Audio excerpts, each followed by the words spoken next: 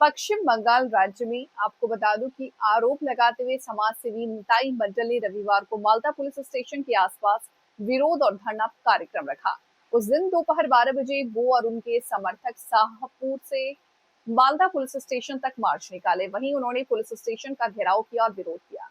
समाज सेवी निताई मंडल ने विरोध का नेतृत्व किया और उन्होंने शिकायत की कि शाहपुर के चटियन मोड़ इलाके में उनकी 11 बीघा जमीन है। 29 तारीख को वो अपने आम के बगीचे से आम तोड़ रहे थे। उस समय मालदा पुलिस स्टेशन के आईसी के आदेश पर 3 पुलिस वैन गई और उन्हें आम तोड़ने से रोक दिया। उन्होंने उन्हें आईसी से मिलने के लिए कहा। निर्देशों के अनुसार वो आईसी से मिले और स्पष्ट किया उनका आम का बगीचा मैं आम तोड़ूंगा, ये कहकर वो घर चले गए। बाद में उन्हें पता चला कि पुलिस ने उनके और उनके परिवार के कुछ सदस्यों के खिलाफ कई धाराओं के तहत केस दर्ज किया है।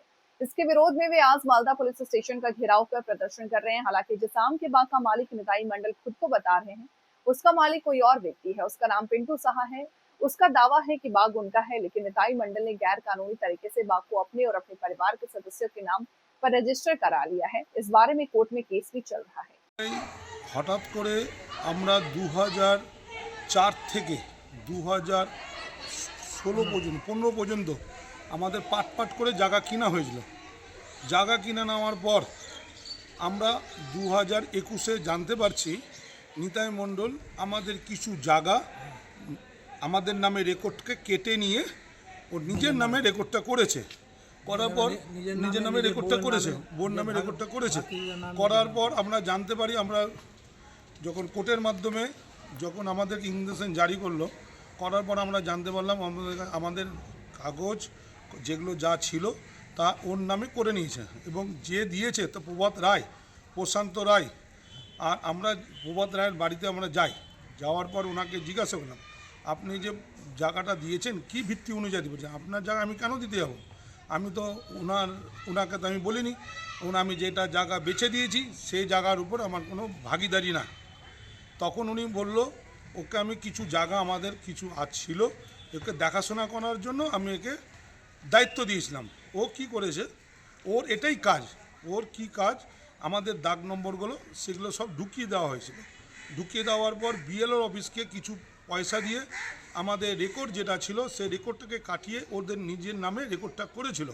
করার পর বিএলওরকে আমরা জানতে পারি, বিএলওর তারপরের দিন উনি ট্রান্সফার হয়ে চলে গেছে। তারপর আমরা কোর্টের মাধ্যমে আমাদেরকে মোটামুটি 8 মাস পর আমরা অর্ডারটা পাই। অর্ডার পাওয়ার পর তারপর কেসের পর কেস হতে থাকছে। আমরা ওদের নামে 3টা কেস করেছি। সে কেসের মধ্যে আমাদের সাক্ষী উঠে গেছে। সাক্ষী উঠার পর আগের মাসের মধ্যে হাকিম ছিলেন না, তার দিনের পর দিন ওরা ডেটের পর ডেট পিছাতে থাকছে, কারণ ও কাজ হচ্ছে জালির কাজ। এই জমি জালিয়াতিটা করলো কে? বিএলআর নিতাই মণ্ডল না, এর সঙ্গে কি বিএলআর অফিসের কেউ যুক্ত? বিএলআর অফিসে তাদের সাথে যোগাযোগ আছে, তো পয়সা খেয়ে কাজটা করেছে। তো কি চাইছেন এখন আপনারা? আমরা চাইছি যার জায়গা তাকে জায়গাটাকে নির্মূলভাবে তাকে ফেরত দেওয়া হোক। জায়গার যে কাগজপত্র সব কাগজপত্র আছে। আমি বলি তো আইনের পথে চলুক।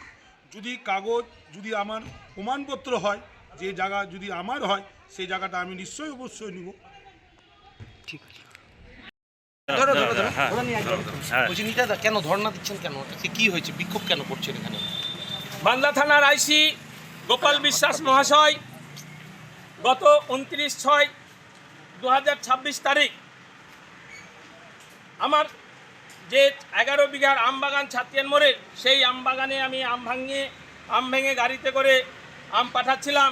সেই মুহূর্তে মালদা থানার আইসি পুলিশ ফাঁড়ির ওসি অনন্ত বিশ্বাস মহাশয়কে তার লোকজন আরও অফিসার সাথে নিয়ে গিয়ে আমার আম আটক করেছে।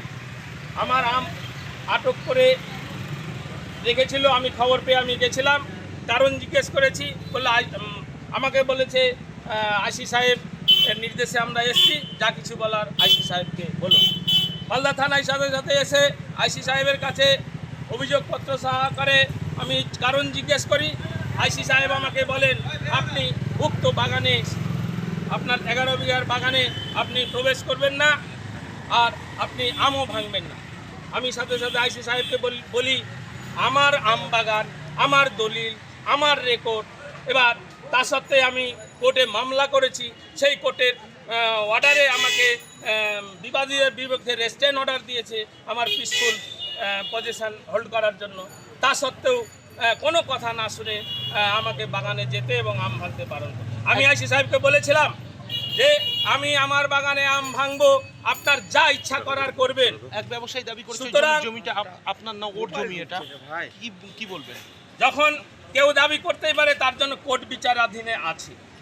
কোর্ট আমাকে উভয় পক্ষের কাগজপত্র দেখে আমাকে পজেশন দিয়েছে এবং উভয় পক্ষকে নেচার অ্যান্ড ক্যারেক্টার পরিবর্তন না করার নির্দেশ মেনে চলার কথা। কেন আইসি কেন করলো এটা, কি মনে হয় কেন পুলিশ এটা করলো? আমার 100% মনে হয় আইসি সাহেব আমাদের বিরোধী পক্ষের কাছে বড় রকমের পুরস্কারে পুরস্কৃত হয়েছেন, সেই কারণে তিনি এই ঘটনা ঘটিয়েছেন। আজকে কি করছেন আপনারা? আজকে আমাকে 30 তারিখে যে 5টি ধারায় মিথ্যা মামলায় রুজু করেছে আমার নামে এবং আমার পরিবারের 2 জনের নামে, তার বিরুদ্ধে আমি আজকে আমাদের সংবিধানে আমাদের যে ফান্ডামেন্টাল রাইটস আছে, আমাদের যে মৌলিক অধিকার দিয়েছে, সেই অধিকার মূলে শান্তিপূর্ণ ধর্ণা, অবস্থান ও বিক্ষোভের কর্মসূচি নিয়েছি এবং সেই কর্মসূচি অনুযায়ী আমরা কতক্ষণ চালিয়ে যাবেন এটা বিক্ষোভ? আন্দোলন আমরা চালিয়ে যাব যতক্ষণ পর্যন্ত আমরা এই আইসির পদত্যাগ চাইছি এবং বরখাস্ত চাইছি। এই মিথ্যা মামলাকারী আইসির দ্বারা আমাদের মাননীয় মুখ্যমন্ত্রী, নতুন সরকার, শুভেন্দু অধিকারীর মহাশয়ের যে প্রতিচ্ছবি কলঙ্কিত হচ্ছে এই আইসির কার্যকলাপে, তার জন্য আমি এই আইসিকে ধিক্কার জানাচ্ছি এবং মাননীয় চিফ মিনিস্টারের কাছে অনুরোধ রাখছি এই আইসিকে ইমিডিয়েট বরখাস্ত করা হোক বা ট্রান্সফার করা হোক।